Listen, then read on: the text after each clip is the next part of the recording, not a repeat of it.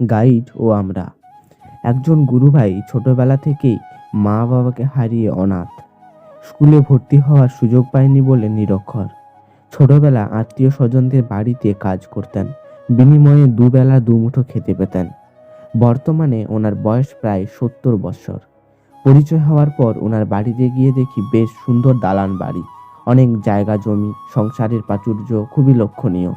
কথায় কথায় জানলাম উনি ওনার স্ত্রীকে নিয়ে 8-9 বার চেন্নাই, অ্যাপেলো এবং ভেলুরে চিকিৎসা করাতে নিয়ে গেছেন। আমি বেশ আশ্চর্য হয়ে ওনাকে জিজ্ঞেস করলাম, আপনি ছোটবেলায় মা বাবাকে হারিয়েছেন, পড়াশুনোর সুযোগ পাননি, কোনো পৈতৃক ভিটা জায়গা পাননি, অথচ এত সুন্দর বাড়ি, জায়গা, জমি কিভাবে করেছেন? পড়াশুনো জানেন না, হিন্দি ইংরেজি বলতে পারেন না, অথচ এতবার চেন্নাই অ্যাপেলোতে গিয়ে চিকিৎসা করালেন। কিভাবে সম্ভব? রহস্যটা কি? যদি একটু বলতেন খুবই ভালো হতো। গুরুভাইটি একটু লজ্জা পেলেন এবং স্মিত হয়ে হেসে বলছেন, ছোটবেলায় মা বাবাকে হারিয়ে যখন অনাথ হয়ে পড়লাম, দুবেলা খাবার জোটাতে খুবই কষ্ট হতো, তখন খুব ভাবতাম কিভাবে আমি জীবনে বড় হব।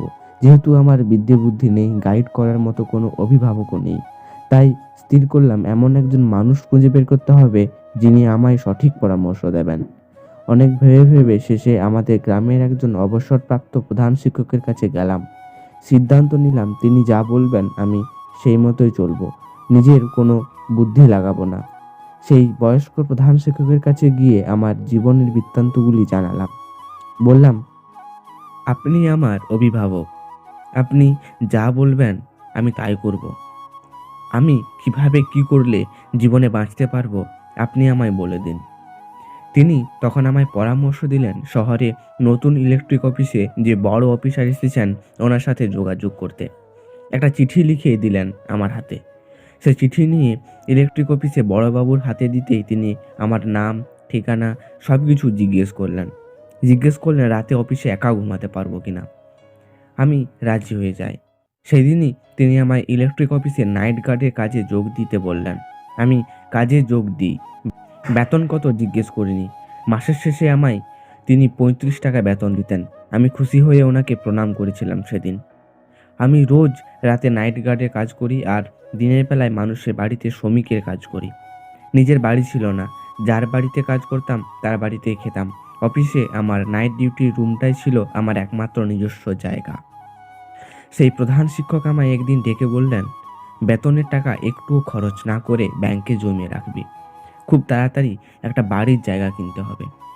আমি বেতনের টাকা জমাই, সাথে দিনের বেলায় শ্রমিকের কাজ করে যে টাকা পাই সেগুলিও জমাই। আমার নিজের জন্য যেটুকু খরচ না করলে নয় সেইটুকুই খরচ করি। এই করে 1 বছর পর আমি একটা বাড়ির জায়গা কিনে ফেলি। মাস্টারবাবু আমায় বললেন, জায়গাটাতে একটা ঘর বানাও।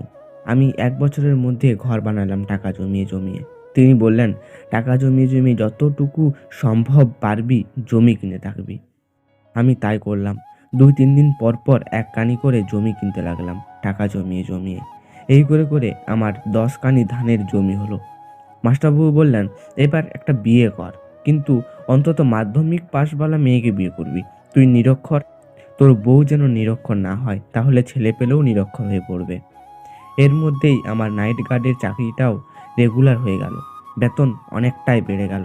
তাই মাধ্যমিক পাস মেয়ে পেতে আমার খুব একটা অসুবিধা হয়নি।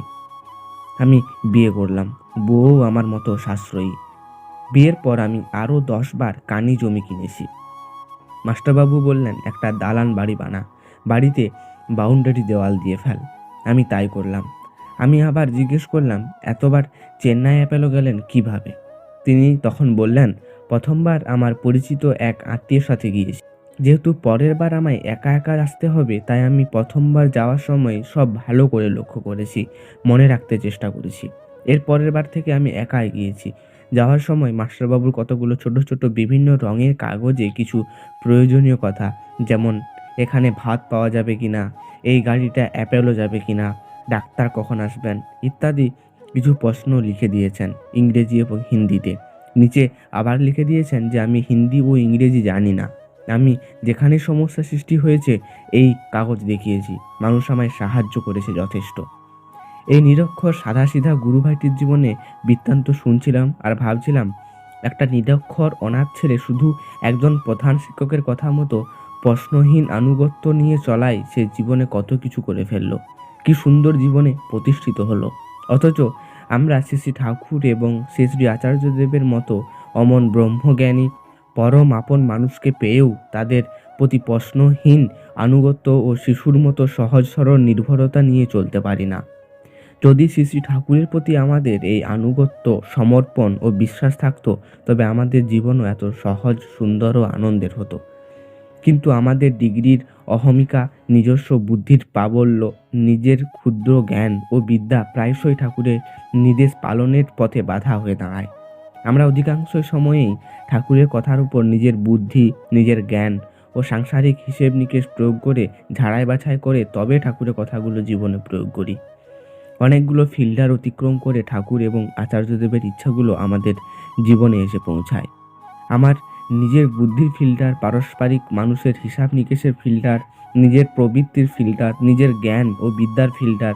যদি এসব ফিল্টার না থাকতো তবে আমরা খুব সহজেই ঠাকুরের মনের মতো হয়ে উঠতাম। শ্রী শ্রী ঠাকুর বলেছেন, সৎ দীক্ষা তুই এখনই নে। আমরা নিজেদের ছেলে মেয়ের দীক্ষার কথা আসলে ভাবি না। না না, এখনো সময় হয়নি, পরে বড় হয়ে নেবে। এইসব প্রশ্ন আমাদের মনের মধ্যে আসতেই থাকে। আবারও প্রশ্ন আসে, মেয়ের বিয়ের পর স্বামী যদি অন্য গুরু দীক্ষিত হয় তবে কি হবে? ছেলে যদি দীক্ষা নিয়ে পালন করতে না পারে? কত সব চিন্তা আমাদের মাথায় আসে, কত পরিকল্পনা আসে। ঠাকুরের কথা আমার জীবনে ব্রাত্যই রয়ে গেল। শ্রী শ্রী ঠাকুর বলছেন, সস্তয়নী মানে না, উন্নতিতে চলে না। আমরা চিন্তা করি এই মুহূর্তে সস্তয়নী ব্রত গ্রহণ করলে কি কি অসুবিধা হতে পারে। এই ব্রত গ্রহণ না করার 1000 একটা অজুহাত আমার মাথায় ঘুরপাক খেতে থাকে। কত বিজ্ঞ বিজ্ঞ কথা বলি, কত দারুণ দারুণ অজুহাত দেখাই, কিন্তু গুরুর ইচ্ছা যে আমি আনুগত্য করে চলছি তা আমার খেয়ালই নেই। অথচ আমি ঠাকুরের দয়া পেতে চাই নিরন্তর। কি করে সম্ভব? শ্রী ঠাকুর বলেছেন, মাছ মাংস খাস নে আর, পেঁয়াজ রসুন আর মাদক ছাড়। আমরা রোজই এই বাণী শুনি, কিন্তু পালন করি না। ভাবি এখনো আমার সময় হয়নি, মাছ মাংস না খেলে বাচ্চাদের ব্রেন হবে কিভাবে, এই চিন্তা করে পিছিয়ে থাকি। আর এদিকে বাচ্চারা মাছ মাংস তো খাই, সাথে মাদকও নিয়মিত গ্রহণ করে অসুস্থ হয়ে পড়ে। তখন কপাল চাপড়াই। এমনি করেই গুরুর কত কত ইচ্ছা ও কত কথা আমরা প্রতিনিয়ত অগ্রাহ্য করে থাকি, নিজের বিদ্যা, বুদ্ধি, জ্ঞান, পাণ্ডিত্য ও পরিকল্পনার দরুন। এই করে আমাদের জীবন অন্ধকারের দিকে ঠেলে দিই আমরা নিজেরাই। সদ্গুরুর উপর শিশুর মতো সরল বিশ্বাস, নির্ভরতা ও সমর্পণ নিয়ে চললে যে কোনো মানুষ জীবনের উন্নতিতে অবাধ হবেই, এটাই বিধি। কলমে ডক্টর রাজেশ চৌধুরী, আগরতলা।